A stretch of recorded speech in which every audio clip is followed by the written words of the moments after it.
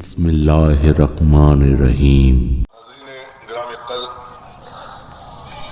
عزاداران سرکار باب الحوائج، ساری برادران کے زیر تمام سالانہ خصوصی مجلس عزا اس مقدس آستانے میں برپا ہے۔ سید ذاکر حسین بخاری، سید الطاف حسین بخاری، سید سجاد حیدر بخاری اور سید دلاور حسین بخاری کی جانب سے ان کے والد ماجد سید شیر علی کربلائی اور سیدہ نور فاطمہ کے ایصال ثواب کے سلسلے کی یہ مجلس جو ماشاءاللہ صبح سے یہاں جاری ہے، میں بھی چند دقیقے چند لمحے حصول سعادت کے لیے آپ کی خدمت میں حاضر ہوں اور گزشتہ سے پیوستہ جمعے کو ہونے والی اسی امام بارگاہ کی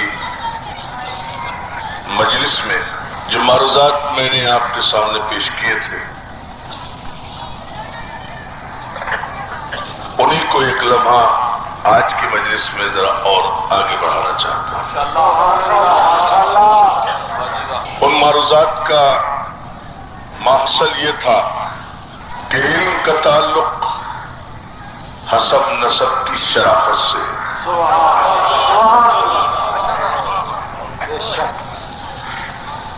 علم کا تعلق شجرہ نسب کی پاکیزگی سے، علم کا تعلق نفس کی طہارت سے۔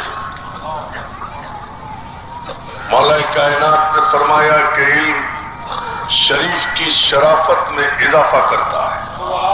توجہ توجہ توجہ دوستو، یہ مولا کا قول ہے۔ علم شریف کی شرافت میں اضافہ کرتا ہے اور یہی علم کمینے کی کمینگی میں اضافہ کرتا ہے۔ توجہ ہے آپ کی؟ علم شریف کی شرافت میں اضافہ کرتا ہے اور یہی علم اگر کمینوں کے پاس چلا جائے، یہی علم اگر بد نسلوں کے پاس چلا جائے تو ان کی کمینگی میں اضافہ کر دیتا ہے۔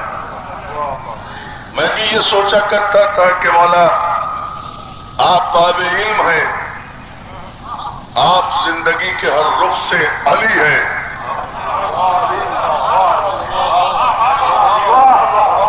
یا علی یا علی، آپ زندگی کے ہر رخ سے علی ہیں۔ آپ کا اسم گرامی کسی جاہل ماں باپ کا رکھا ہوا نام نہیں ہے، آپ کا اسم گرامی کسی جاہل ماں باپ کا رکھا ہوا نام نہیں ہے جو بچے کے پیدا ہوتے ہی اس کا مستقبل دیکھے بغیر کہ آگے چل کے اسے شریف بننا ہے یا بدماش بننا ہے، سخی بننا ہے یا بخیل بننا ہے، کافر بننا ہے یا مومن بننا ہے، بغیر دیکھے ہوئے اس کے مستقبل کے نام رکھ دیتے ہیں۔ مولا آپ کا اسم گرامی تو آپ کے ماں باپ نے رکھا بھی نہیں، یا علی یا آپ کا اسم گرامی کو آپ کے ماں باپ نے رکھا بھی نہیں، رکھنا بھی نہیں چاہیے تھا، اس لیے کہ ماں باپ کو اس بچے کا نام رکھنے کا حق حاصل ہے جو بچہ ماں باپ کے گھر میں پیدا ہو۔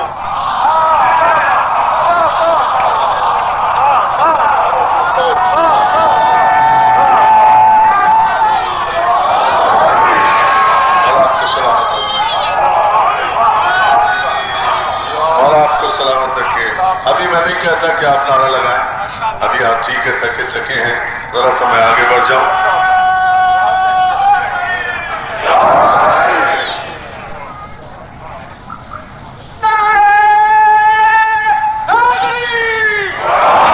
اس لیے مولا آپ کو سلامت رکھے، اس لیے کہ علی کا نام ان کے ماں باپ کو رکھنا بھی نہیں چاہیے تھا، اس لیے کہ ان ماں باپ کو اپنے بچے کا نام تجویز کرنے کا حق ہوتا ہے کہ جن کا بچہ ان کے گھر میں پیدا ہو۔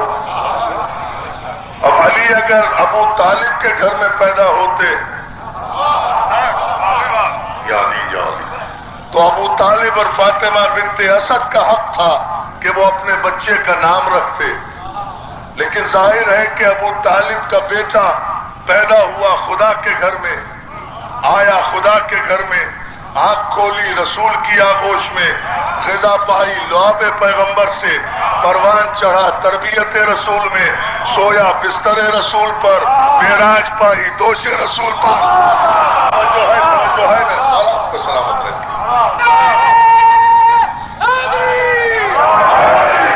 تو علی کی زندگی کا تو ہر سانس اللہ کے گھر سے شروع ہوا، اللہ کے گھر پہ ختم ہو گیا۔ تو علی کا نام رکھنا علی کے ماں باپ کی ذمہ داری نہیں تھی، اسی کی ذمہ داری تھی کہ جس نے علی کو اپنے گھر میں قرآن کی طرح نازل کیا تھا۔ علی جس نے علی کو اپنے گھر میں قرآن کی طرح قرآن سے پہلے نازل کیا تھا، قرآن کی طرح قرآن سے پہلے نازل کیا تھا، یہ اس کی ذمہ داری تھی۔ اس نے ساری کائنات میں بڑی توجہ جان محترم، اس نے ساری کائنات میں علی کل شیء قدیر اور علیم بالذات الصدور پروردگار نے ساری کائنات کے خوبصورت ترین اسما کا مشاہدہ کرنے کے بعد ہر نام کو مسترد کر کے کہا کہ پوری کائنات میں یا تو میں اللہ علی ہوں یا میرا یہ بندہ علی ہے۔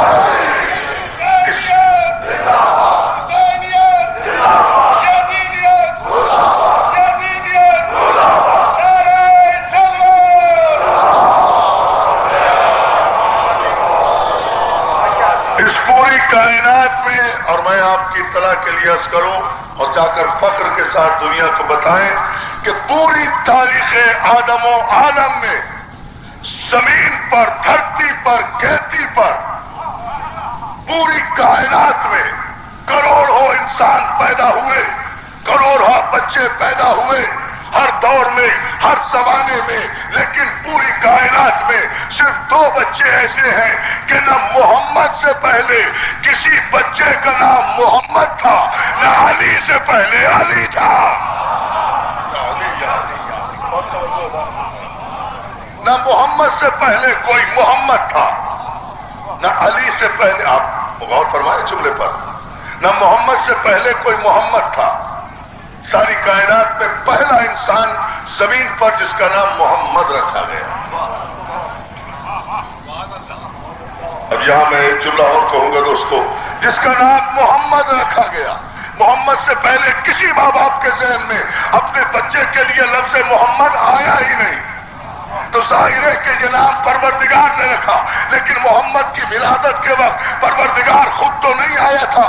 اس بچے کا نام رکھنے کے لیے جناب آمنہ کے بعد یہ بچہ جب پیدا ہوا تو آیا آغوش عبد المطلب میں، پہنچا آغوش ابو طالب میں، یا دادا کی گود میں ہے یا پوتے کی گود میں ہے۔ باپ اور بیٹے نے مل کر چاند سی پیشانی کو دیکھا، والقمر پیشانی کو دیکھا، والشمس چہرے کو دیکھا، والضحیٰ رخساروں کو دیکھا، واللیل زلفوں کو دیکھا، مرج البحرین آنکھوں کو دیکھا، یلتقیان لبوں کو دیکھا، اہدنا الصراط المستقیم ناک کو دیکھا، قاب قوسین او ادنیٰ ابروؤں کو دیکھا، اہدنا الصراط المستقیم ناک کو دیکھا، قل هو اللہ احد قد کو دیکھا۔ پورے قد کا اندازہ لگانے کے بعد دادا اور پوتے، دادا اور چچا کی زبان پر بے ساختہ نام جاری ہوا، اس بچے کا نام محمد ہوگا۔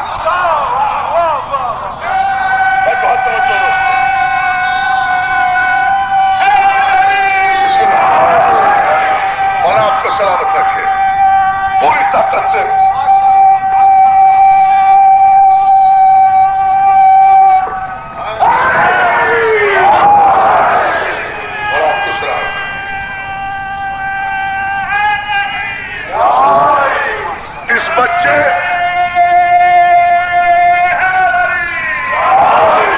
بچے کا نام محمد ہوگا. کیا خیال ہے ملت اسلامیہ کے ٹھیکیداروں کا؟ تم کہتے ہو کہ وحی کی تعریف یہ ہے کہ وحی یا نبی پر آتی ہے یا رسول پر آتی ہے. امام پر بھی وحی نہیں ہوتی تمہارے عقیدے کے مطابق. تو اے عبد المطلب اور ابو طالب کے ایمان میں شک کرنے والے تاریخ کے بد نسل مورخوں، پھر اگر ابو طالب اور عبد المطلب نے یہ نام محمد رکھا تو پھر یا عبد المطلب اور ابو طالب کو نبی مانو یا رسول مانو. جو ہے نا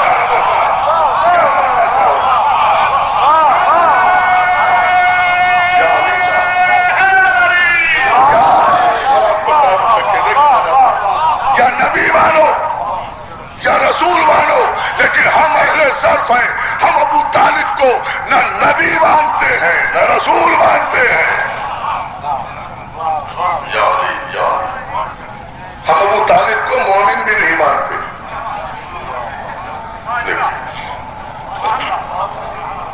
ہم ابو طالب کو مومن بھی نہیں مانتے. مومن تو وہ ہے جو ابو طالب کے بیٹے کی غلامی کرے.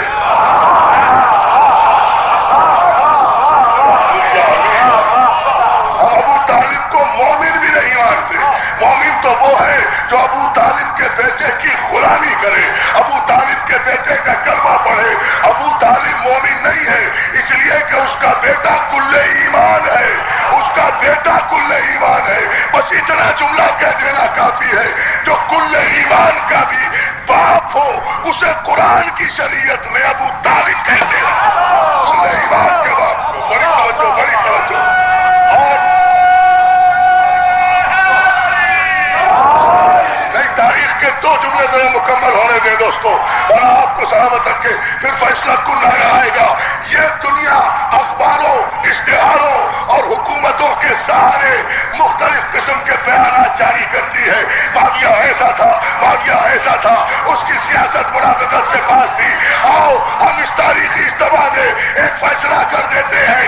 ابو طالب اور ابو طالب کے بیٹے کے غلام تاریخی فیصلہ کر رہے ہیں. تم اخباروں میں کچھ بھی بیان دیتے رہو، معاویہ کے قصیدے پڑھ کے اپنی نسل کا تعارف کراتے رہو، اپنے شجرہ نسب کا تعارف کراتے رہو، لیکن قیامت تک یہ حد فاصل قائم رہے گی. ابو طالب اسے کہتے ہیں جو علی کا باپ ہو، معاویہ اسے کہتے ہیں جو یزید کا باپ.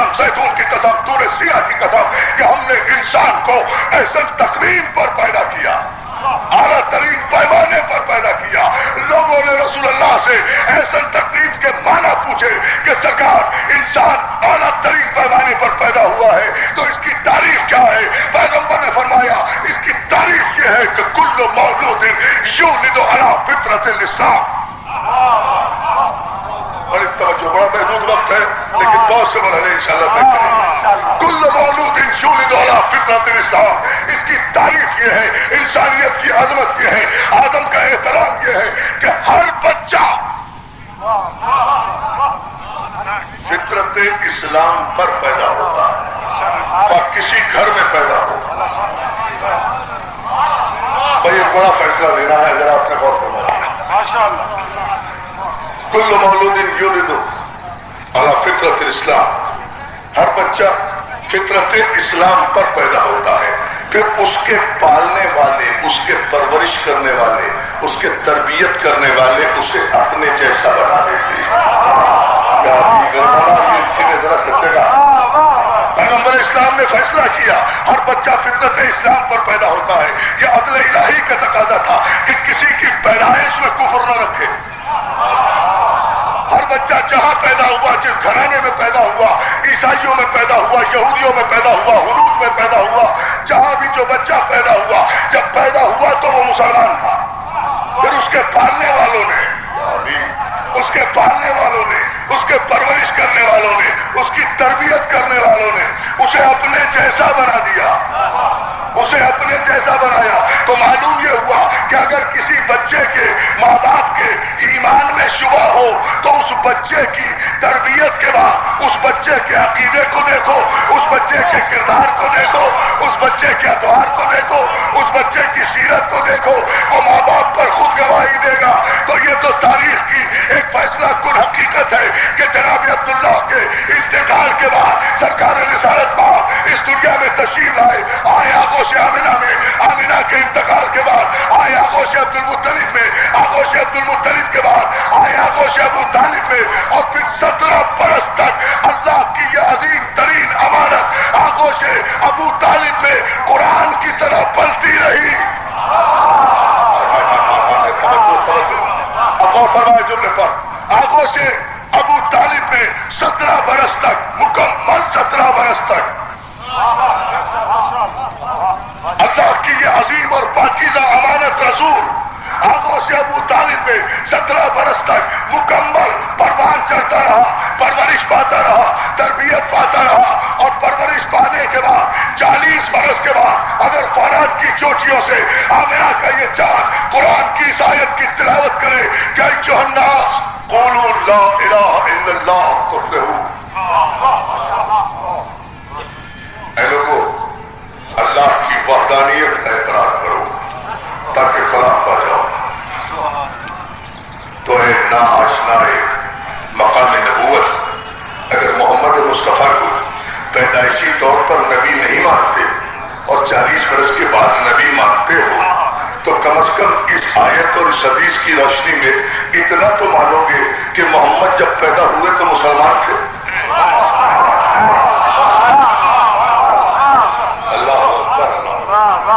محمد بڑا تاریخی فیصلہ انشاءاللہ، محمد جب پیدا ہوئے تو مسلمان تھے، اتنا تو مانو گے۔ پلے ابو طالب کی آغوش میں، بڑے ابو طالب کی آغوش میں، بچپنا ابو طالب کی آغوش میں، لڑک پر ابو طالب کی آغوش میں، جوانی ابو طالب کی آغوش میں، دسترخوان ابو طالب کا، گھر ابو طالب کا، سایہ ابو طالب کا، ہمسایہ ابو طالب کا، رہنا ابو طالب کے گھر میں، سہنا ابو طالب کے گھر میں، سینہ ابو طالب کا، پاؤں رسول کے۔ آپ نے غور نہیں کیا، تم نے بڑے جانا مطلب سینہ ابو طالب کا، پائے اقدس رسول اللہ کے۔ کہاں ہے یہ خانہ کعبہ کی مجاوری کرنے والے نام نہاد خادم حرمین؟ یہ آئے اور مجھے جواب دے کہ ایک حجر اسود جس میں کوئی خصوصیت نہیں ہے سوائے اس کے کہ ایک نبی کے پاؤں حجر اسود کے سینے پر آ گئے، تو جس پتھر پر نبی کے پاؤں آ جائے وہ پتھر مسلمانوں کی سجدہ گاہ بن جاتا ہے۔ تو جس ابو طالب کے سینے پر خاتم النبیین پروان چڑھا ہے،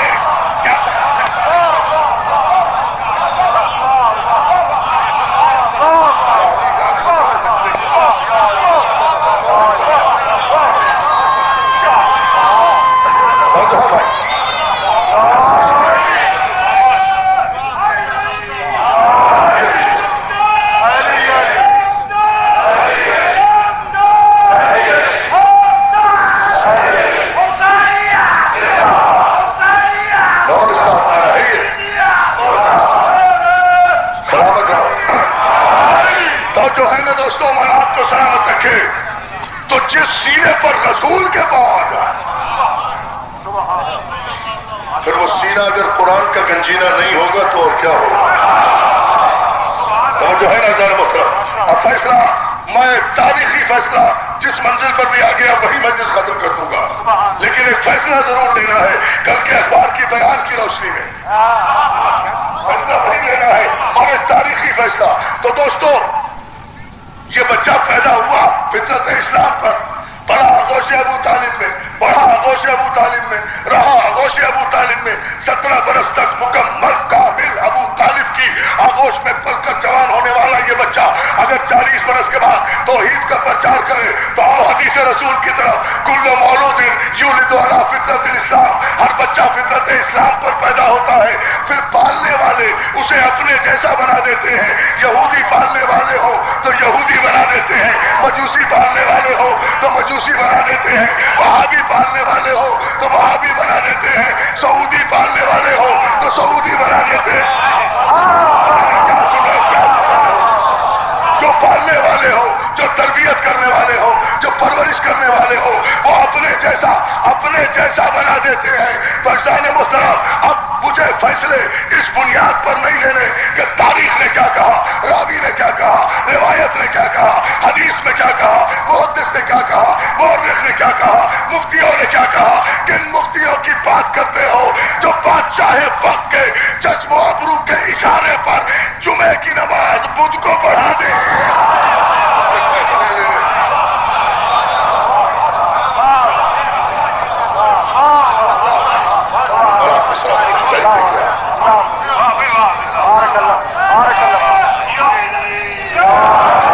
اب کوئی نعرہ نہیں دوستو، پورے سکون کے ساتھ یہ میسج جہاں تک بھی پہنچ سکے اسے پہنچائیے۔ اس عظیم اجتماع کے حوالے سے یہ پیغام جہاں تک بھی جائے وہاں تک اسے پہنچائیں اور اپنے ذہنوں کے کمپیوٹر میں فیڈ کریں اس تاریخ کی سب سے بڑی حقیقت کو۔ ایک ہی جملہ مجھے کہنا ہے اور وہ جملہ قیامت تک کے لیے انشاءاللہ ضرب ابو الفضل عباس بن کر یزیدی قلب کے قلوں کو ہلاتا رہے گا۔ لیکن فیصلہ یقیناً ہمیں یہاں اور اسی منزل پر کرنا ہے، اور اسی منزل پر ایک تاریخی نتیجہ بھی آپ کے سامنے آئے گا، اور وہ یہ ہے عزیزان محترم کہ ہر بچہ فطرت اسلام پر پیدا ہوتا ہے، اس کے پالنے والے، اس کے پرورش کرنے والے، اس کے تربیت کرنے والے اسے اپنے جیسا بنا دیتے ہیں، اپنے جیسا بنا دیتے ہیں۔ تو عزیزان محترم، پھر کیا آپ تیار ہیں ایک ایک نوجوان، ایک ایک بچہ کہ میں فیصلہ لوں سعودی عرب کے حرام دودھ پر پروان چڑھ کر اس مملکت خداداد پاکستان میں افراتفری کی فضا پیدا کرنے والے ابو سفیان زادوں، تم اس مملکت میں معاویہ کا نظام لاؤ گے، اس کی سیاست لاؤ گے، تمہاری بھول ہے، تمہارا خواب ہے، اس لیے کہ جب تک ایک بھی حسینی پاکستان میں موجود ہے کوئی یزیدی یہاں پنپ نہیں سکتا۔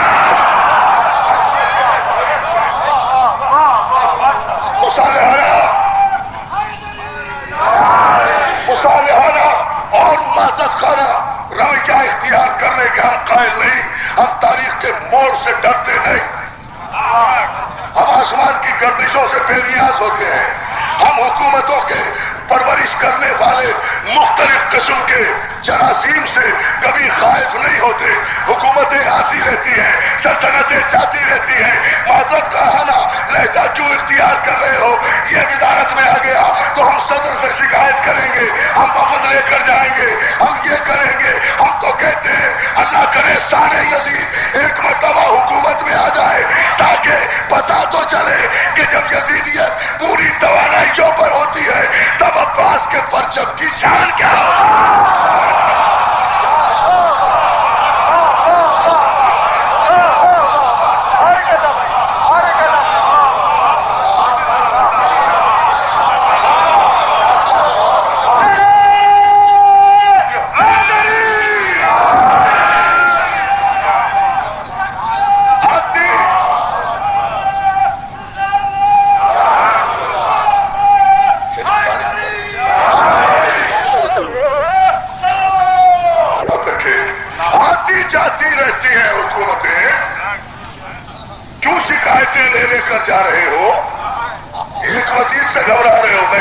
10 وزیر آ جائیں، 10 وزیر اعلیٰ آ جائیں،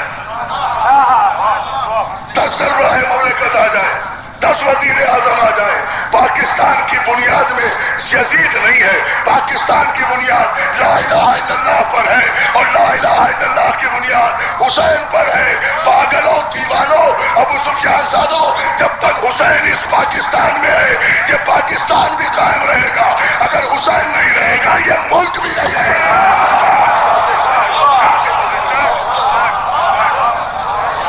فیصلہ کرنے کا یہ وابستہ ہے، یہ مشروط ہے۔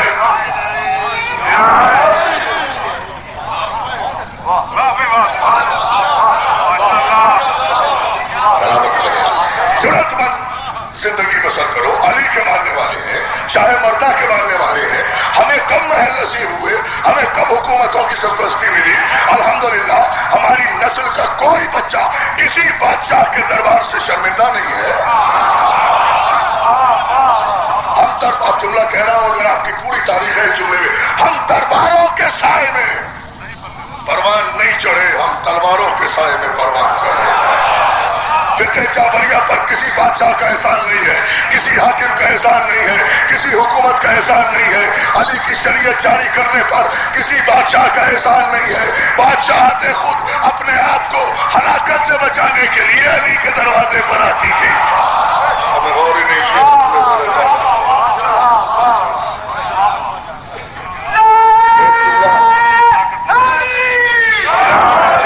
ایک جملہ کہوں آپ کی خدمت میں یہاں بات روک کر، اور وہ یہ، بادشاہتیں اور حکومتیں خود اپنی زندگی بچانے کے لیے علی کے دروازے پر آئی۔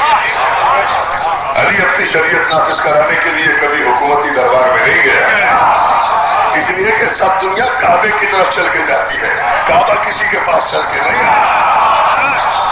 اور میں اس سے پیغمبر نے فرما بھی دیا تھا کہ مسئلہ علی جن کا مسئلہ کعبہ، علی کی مثال کعبے کی مثال ہے۔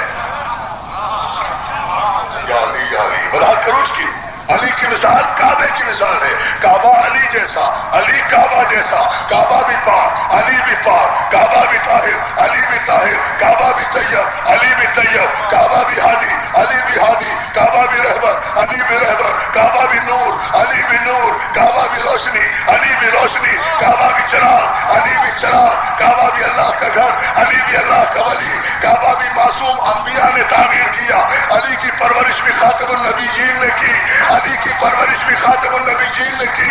تاریخی فیصلہ جو کعبے کی طرف نظر کرنا بھی عبادت، علی کے چہرے پر بھی نظر کرنا عبادت، کعبے پر بھی نظر کرنا عبادت، علی کے چہرے پر بھی نظر کرنا عبادت۔ جو کعبے سے منہ پھرا ہے وہ بھی کافر، جو علی سے صفین میں آ کر لڑے وہ بھی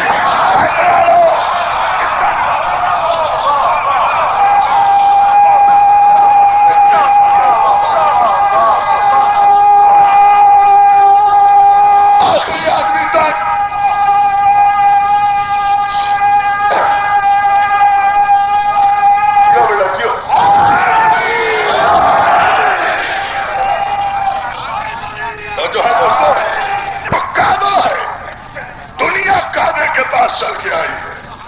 کعبہ کسی کے پاس چل کر نہیں چاہتا۔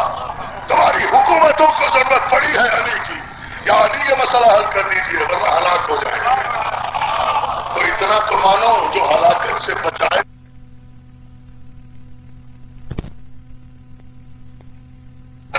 ممبر کے ساتھ رہے، پیغمبر کے اقتداء میں نمازیں پڑھی، روزے رکھے، حج کیے، سارے اعمال تو پیغمبر کے ساتھ ساتھ کر رہے ہیں۔ تو جب کلمہ بھی پڑھ رہے ہیں، پیغمبر کی زیارت بھی کر رہے ہیں، صحبت پیغمبر میں بھی بیٹھ رہے ہیں، نمازیں بھی کوئی قضا نہیں ہے، تو پھر حسین سے غلامی کی صنعت اپنی جنت کے لیے مانگنا اس بات کی دلیل ہے کہ کسی کو صحابی کی بنیاد پر جنت نہیں ملے گی، حسین کی غلامی کی بنیاد پر جنت ملے گی۔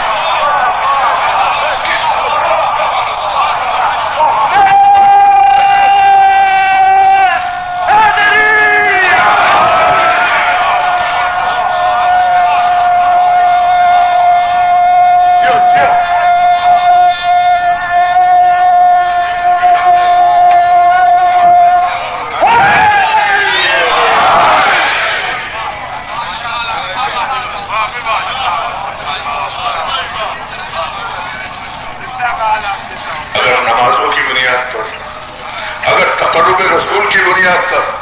अगर पहले कलमा पढ़ने की बुनियाद पर जन्नत मिल रही होती तो साहब ने मुतालबा क्यों किया था गुलामी का? तो तस्लीम करो कि वो भी जानते थे कि ये सहाबियत रसूल मुझे जन्नत में नहीं ले जा सकती, कलमा मुझे जन्नत में नहीं ले जा सकता, ये नमाजें नहीं ले जा सकती हुसैन की गुलाम। तवज्जो है ना?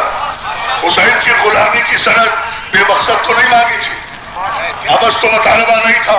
अब पूरी तवज्जो आपकी मैं इस जुमले पर चाहूंगा, किनकी हुकूमत लाना चाहते हो, किनका निजाम सियासत लाना चाहते हो, आओ पहले फैसला तो करें कि मिजाजे हुकूमत है क्या, मिजाजे तारीख है क्या, मिजाजे तारीख है क्या, मुअर्रिख किस किस रुख से गुजरता हुआ तारीख के क्या क्या फैसले करता है।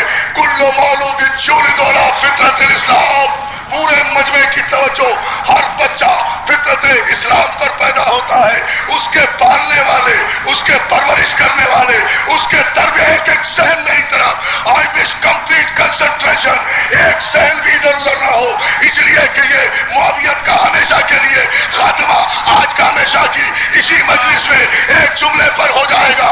याद रखो, कुल्लु मौलूदिन युलिदु अला फितरत इस्लाम, हर बच्चा फितरत इस्लाम पर पैदा होता है, फिर उसके पालने वाले उसे अपने जैसा बना देते हैं, अपने जैसा बना देते हैं, अपने जैसा बना देते हैं। इन माफिया का निजाम हुकूमत इस पाकिस्तान में लाने के दीवाने ख्वाब देखने वाले तारीख के बदनस्ल सऊदी एजेंटों, इतना मेरी तारीख का जवाब दो, मैं खुद तुम्हें इजाजत दूंगा कि तुम माफिया का निजाम लाओ, मगर मेरे इस सवाल का जवाब दे दो कि पूरी तारीख इस्लाम में ये मुत्तफ़िक़ा मसला है कि पालने वाले अपने जैसा बना देते हैं। दो बच्चे अबू तालिब ने पाले, दो बच्चे अबू तालिब ने पाले, एक मोहम्मद बना, एक अली बना, दो बच्चे अबू सुफियान ने पाले, एक माविया बना, एक यजीद बना। पालने वाले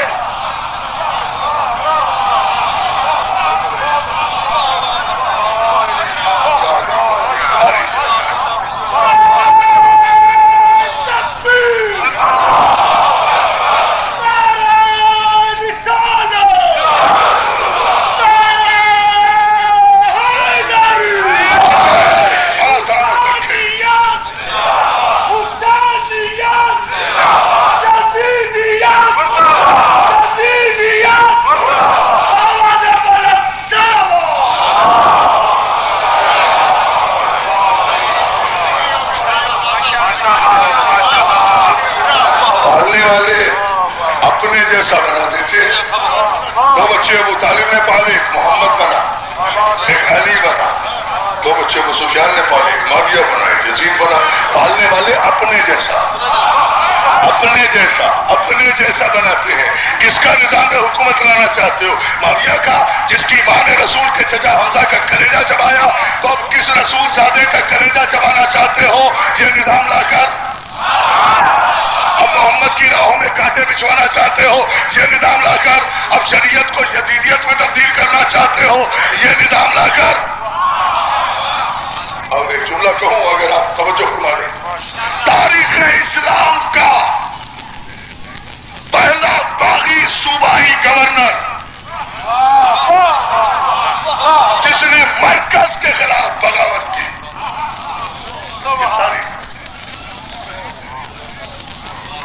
पहला सूबाई सरबराह जिसने मरकज के खिलाफ बगावत की, किसका बेटा?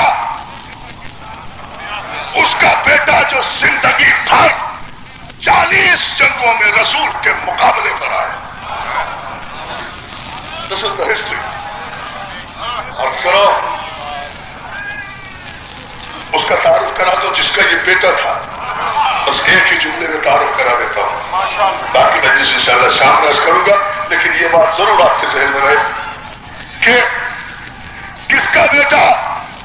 उस दुश्मन रसूल का बेटा कि जिसने रसूल अल्लाह के, मौलाना मौदूदी ने लिखा खिलाफत मलूकियत में, जिसने रसूल अल्लाह के विसाल के फौरन बाद जब लोग हुकूमत साजी कर रहे थे किसी बंद कमरे में बैठकर, समझो समझो समझो समझो नौजवान, जब हुकूमत साजी हो रही थी किसी बंद कमरे में बैठकर रसूल का जनाजा छोड़कर, जहां रसूल की मैयत पर हुकूमत को ترجیح دی جائے وہ یزیدیت ہے، اور جہاں حکومت ٹھکرا کر جنازہ رسول اٹھایا جائے وہ حسینیت ہے۔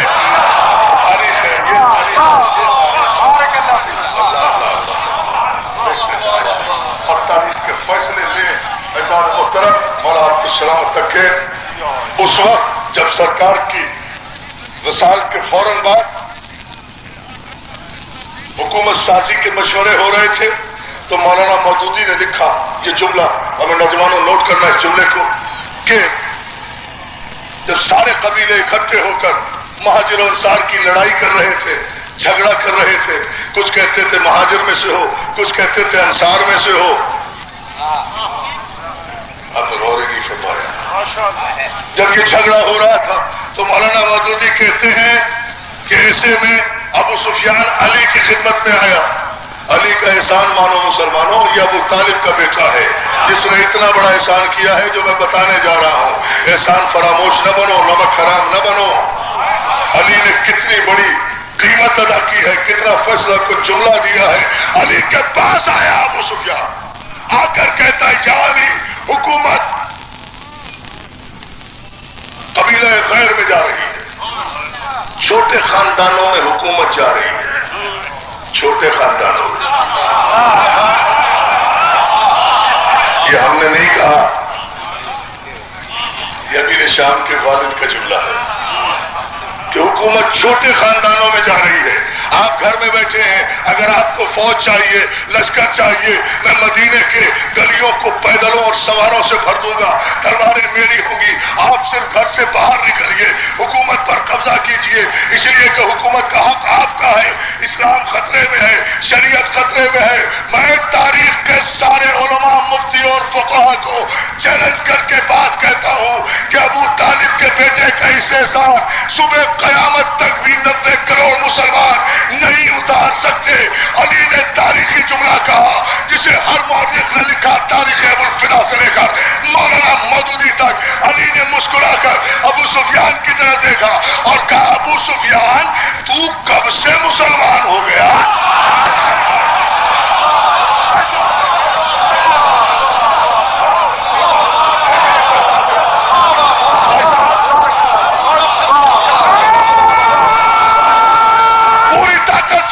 فیصلہ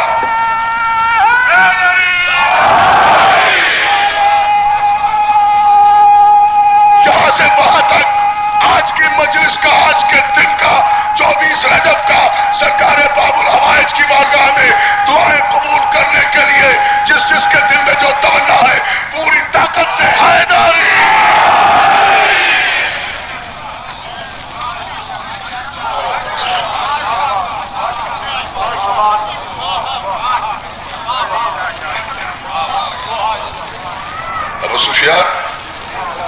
تو کب سے مسلمان ہو گیا؟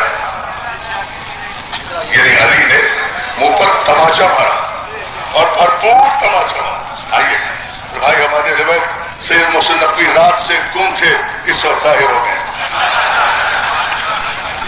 کبھی یہ گم ہوتے ہیں، کبھی ان کی کار گم ہوتی ہے، آج کل گم سو، اس کے بعد آپ کا گھیرا ہو جائے گا ڈی جی خان کی طرف سے، اول بھی ہے آخر بھی ہے۔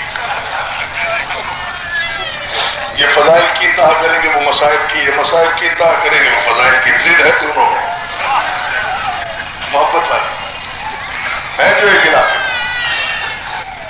تو جو ہے نا، یہ تو کائنات میں صرف ایک رسول ہی ایسا گزرا ہے،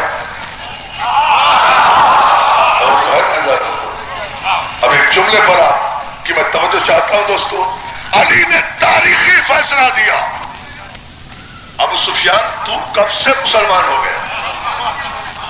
اب اگر علی آج ابو سفیان کے کہنے پر تلوار لے کر میدان میں آ جاتا تو بتائے مجھے عالم اسلام خلافت راشدہ کہاں ہوتی؟ خلافت راشدہ کہاں ہوتی؟ منزل اول ہی پر خلافت راشدہ ختم ہو جاتی تو خلافت راشدہ کے دشمن مسلمانوں ہم نہیں ہیں، ابو سفیان ہے۔ تو معاویہ کا نظام اس ملک میں لا کر خلافت راشدہ کے جو پرخ سے اڑوانا چاہتے ہو، ہم تو کل بھی علی والے تھے، آج بھی علی والے ہیں، قیامت تک علی والے رہیں گے۔ ہم پر تو کوئی فرق نہیں پڑتا، ہم بدلتے نہیں ہیں، نہ ہمارا ساقی بدلتا ہے، نہ ہمارا میخانہ بدلتا ہے، نہ ہمارا پیمانہ بدلتا ہے، نہ ہمارا راستہ بدلتا ہے، نہ جادہ بدلتا ہے، نہ ارادہ بدلتا ہے، نہ خیال بدلتا ہے، نہ فکر بدلتی ہے، نہ آئین بدلتا ہے، نہ منشور بدلتا ہے، نہ دستور بدلتا ہے، نہ پارٹی بدلتی ہے، نہ پرچم بدلتا ہے، نہ لیڈر بدلتا ہے، نہ رہبر بدلتا ہے، نہ قرآن بدلتا ہے، نہ صحیفہ بدلتا ہے، نہ کتاب بدلتی ہے، نہ راوی بدلتا ہے، نہ روایت بدلتی ہے، نہ حدیث بدلتی ہے، نہ محدث بدلتی ہے، بدلتا ہے اس لیے کہ بدلتے رہتے ہیں انداز کوفی اور شامی. ہم نہ کوفی ہیں،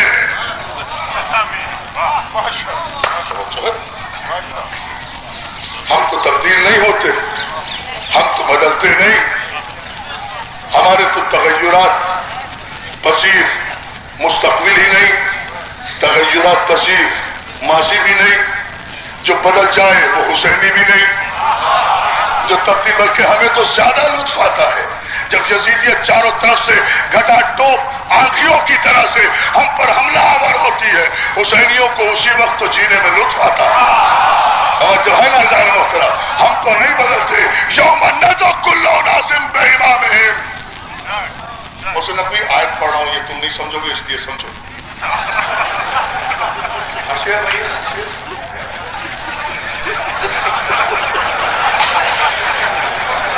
بڑی مجبوری ہے بچے. ندا کے دن، قیامت کے دن، ڈے آف جسٹس میں، ڈے آف جسٹیفیکیشن میں، یوم عدالت میں، محشر کے دن، حشر کے دن، تمام لوگوں کو ان کے امام کے ساتھ بلائیں گے. فیصلہ کن مرحلہ دوستوں، سرکار مسیح کاظم کی شہادت تو ان دونوں بھائیوں سے کوئی پڑھے گا، لیکن عزیزان محترم صرف یہ جملہ ضرور میں کہنا چاہتا ہوں اپنے بخاری برادران کی اس محنت کی منظوری کے لیے اور یہ خدمت اور عبادت جو انہوں نے اپنے والدین کے اس ثواب کے لیے کی ہے. مولا انہیں کروٹ کروٹ جنت نصیب کرے. میرے ان بھائیوں کو، سجاد بخاری صاحب کو، ان کے بھائیوں کو مولا قدم قدم تک کامیابیاں عطا فرمائے. اور تمام مومنین و مومنات جو اس مجلس میں آئے ہیں، مولا سب کی آرزوؤں کو سرکار باب الحوائج کے صدقے میں شرف قبولیت عطا فرمائے. ہر تمنا اپنی بارگاہ سے عطا فرمائے، ہر آرزو کی تکمیل ہو. ہر جو بچے بیمار ہیں، جس بچے کا مجھے خط دیا گیا ہے، اللہ اس کی بینائی واپس لائے. جو مومنین و مومنات اس دنیا میں سے رخصت ہو گئے، اللہ ان کی مغفرت فرمائے. آج جمعے کے مبارک دن سب کو اس منزل قبولیت پر دعا دیتے ہوئے ایک آیت کا ترجمہ کر کے آپ سے اجازت چاہتا ہوں. فیصلہ آپ پر چھوڑتا ہوں، مذاہب بھی نہیں پڑھوں گا. یوم ندعو کل اناس بامامہم، قیامت کے دن ہم تمام لوگوں کو ان کے امام کے ساتھ بلائیں. مسلمانوں یہ بات ذہن میں رہے، سورہ بنی اسرائیل میں ایک فیصلہ ہو گیا ہے کہ قیامت کے دن تمام لوگ اپنے امام کے ساتھ جائیں گے، اپنے رسول کے ساتھ نہیں.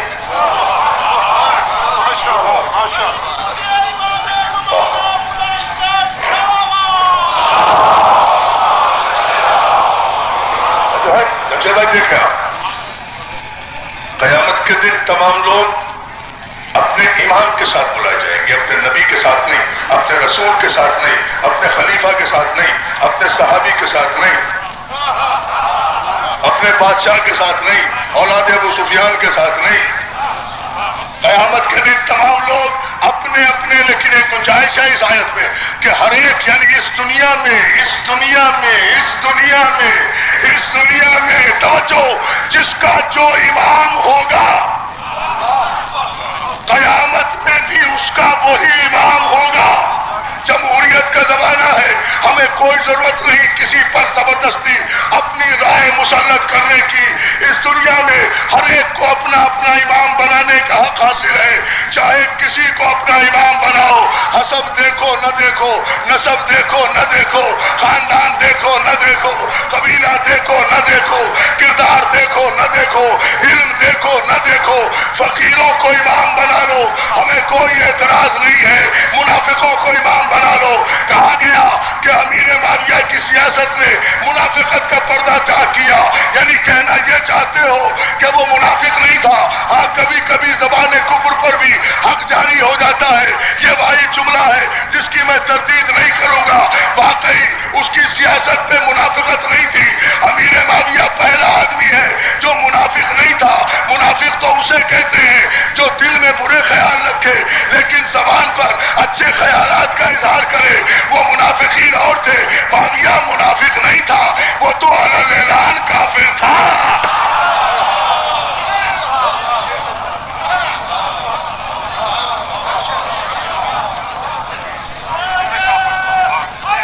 جو ہے اور قیامت کے دن ہم تمام لوگوں کو ان کے امام کے ساتھ بلائیں، جیسا جس کا امام ہوگا، جسے چاہے امام بناؤ۔ قیامت کے دن کا صرف ایک منظر کھینچ دیتا ہوں، سارے علماء اہل سنت نے لکھا کہ قیامت کا دن بڑی قیامت کا دن ہوگا، سورج سوا نیزے پر ہوگا، آگ ابل رہی ہوگی، نفسا نفسی کا عالم ہوگا، دماغ کھول رہے ہوں گے، کھوپڑیاں چل رہی ہوں گی، ہر ایک کے ہاتھ میں اس کا نام اعمال ہوگا۔ بقول علماء جمہور کے ہمارا عقیدہ نہیں ہے کہ انبیاء ما سبق کو بھی اپنی اپنی جنت کی فکر ہوگی، سب کو اپنی اپنی بخشش، توجہ، سب کو اپنی اپنی بخشش کی فکر ہوگی، لیکن قیامت کے دن کی شدت کا اندازہ تو ہو گیا نا دوستو کہ قیامت کے دن انبیاء کو بھی اپنی اپنی بخشش کی فکر ہوگی۔ تو میری جان، جسے چاہو اس دنیا میں اپنا امام بناؤ۔ ایک مفت میں فری میں مخلصانہ مشورہ ہے کہ کسی ایسے کو اس دنیا میں اپنا امام بنانا جسے قیامت کے دن اپنی بخشش کی فکر نہ ہو، تمہیں بخشوا دے۔ جو ہے نا، اپنی بخشش کی فکر نہ ہو، آخری جملہ تقریر کا، بلکہ تمہیں بخشوا دے۔ اور اپنی بخشش کی فکر کس امام کو نہیں ہوگی؟ یہ امام شافعی سے پوچھ کر گفتگو ختم کر رہا ہوں۔ علی حبہ الجنہ، کس امام کو اپنی بخشش کی فکر نہیں ہوگی؟ علی حبہ الجنہ قسیم النار والجنہ، علی کی محبت گناہوں کی سپر ہے، علی کی محبت گناہوں کی سپر ہے، اس لیے کہ علی جنت اور دوزخ کا تقسیم کرنے والا ہے، تقسیم کرنے والا ہے، طلبگار نہیں ہے۔ علی جنت و دوزخ کا طلبگار نہیں ہے، علی جنت و دوزخ کا تقسیم کرنے والا ہے۔ وسیع مصطفیٰ حقہ، اور خدا کی قسم وسیع مصطفیٰ صرف علی ہے، امام الانس والجنہ، جو انسانوں کا بھی امام ہے، جنوں کا بھی امام ہے۔ عزیزان محترم، میرے پہلے امام سے لے کر میرے سرکار موسی کاظم تک، موسی کاظم سے لے کر میرے آخری امام تک، ہر ایک نے اپنی ماننے والوں سے وعدہ کیا ہے، ہمیں مانو، ہمارا اتباع کرو، ہماری اطاعت کرو، جنت میں ہم لے جائیں گے، بخشش ہم کرائیں گے، کوثر ہم پلائیں گے، نزا کے وقت ہم آئیں گے، قبر میں ہم آئیں گے، حشر میں ہم آئیں گے، نشر میں ہم آئیں گے، پورے سرات سے ہم گزاریں گے، دوزخ سے ہم بچائیں گے۔ میرے پہلے امام سے آخری امام تک ہر ایک نے وعدہ کیا۔ تم اپنے سارے صحابہ اکرام کی فہرست میں سے کسی ایک کا قول بتا دو جس نے یہ کہا ہو کہ ہمیں مانو، جنت میں ہم لے جائیں گے، بخشش ہم کرائیں گے۔ ارے وہ تو خود میرے امام سے غلامی کی سند لیتے ہیں۔ یا علی،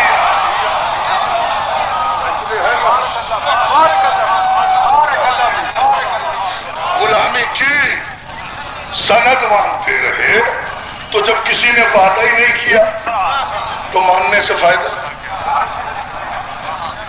تسلیم کرنے سے فائدہ۔ یہ صرف حسین ہے جس نے کہا ہم لے جائیں گے جنت، اور یہ حق بھی حسین ہی کو ہے، اس لیے کہ حسین حقدار جنت نہیں ہے، سردار جنت ہے۔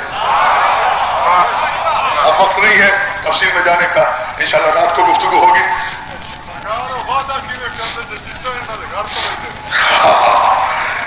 وعدہ کیسے کرتے جب وہ چیتیں ان کے یہاں سے لیتے رہے۔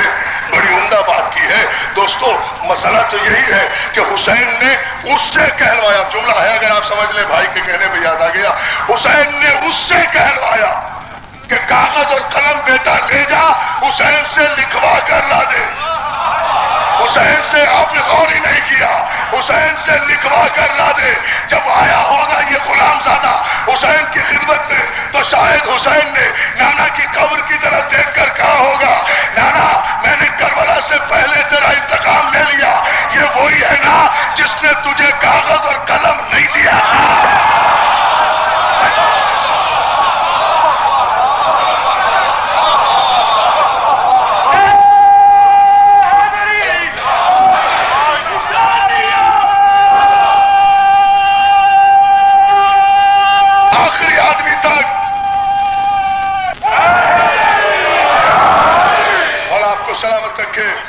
की